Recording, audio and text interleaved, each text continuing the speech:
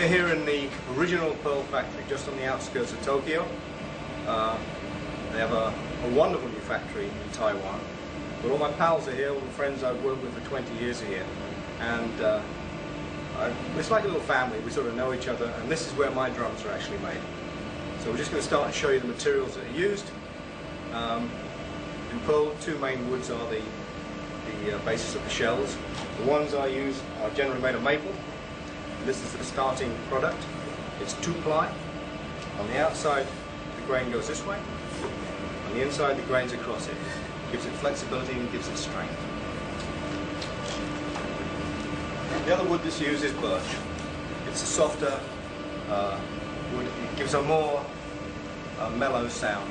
But on stage, I find for my own use that the maple gives a more cutting edge. So here's the machine that coats the sheets of plywood with glue.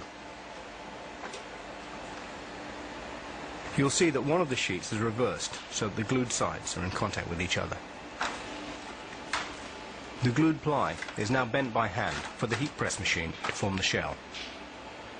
A protective sheet of wood is placed on the inside to protect the shell from any damage as the pressure is applied.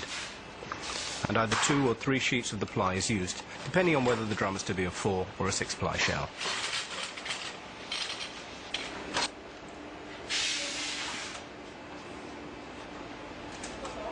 The sheets of ply are offset, so that there's no weak point at the join.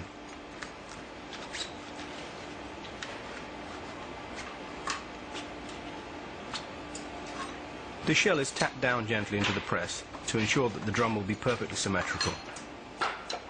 And the whole pressing process takes a mere 3 minutes. I really like the innovative use of a wooden rim to hold the pressure lever in place. Very clever.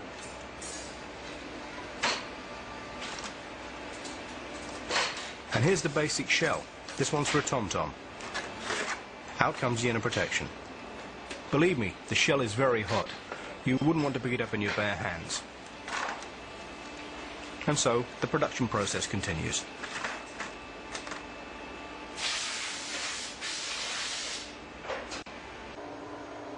The shells are now left to cool and dry. This will be for varying times, depending on the thickness of the wood. If I showed you this, you won't believe that this, when it's finished, will be a sparkling, silvery glory under the lights. So if you're wondering why I'm done up in this boiler suit and strange hat, is the next thing we're going to see is the lacquering process to put the finish on the shells. Here at Pearl, it's done in 2 ways. The first way is a very simple process whereby a thin piece of plastic film is glued to the shell. To my mind, a better finish and a much more interesting process to look at is the lacquering process. And we're going to go to the next room and see that right now. Here we are in the lacquering room. If you stay here too long without a mask, you can really get spaced out. The smell of acetate is overpowering. The process is 6 parts. They spray, they dry, they spray, they dry, they spray, they dry, to get the perfect finish. Okay, this is what my drums look like after the lacquering process. This is a whole kit being built here. We saw what they look like in the lacquer room before the lacquer is applied. This is where the magic happens. It gives it a deep lustrous shine, and it's really magnificent.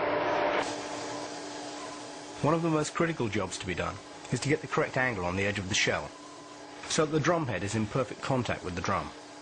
Here's the craftsman doing it by hand.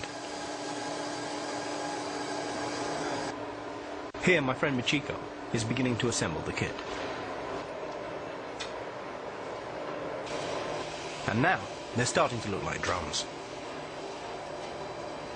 So we've gone from this to this.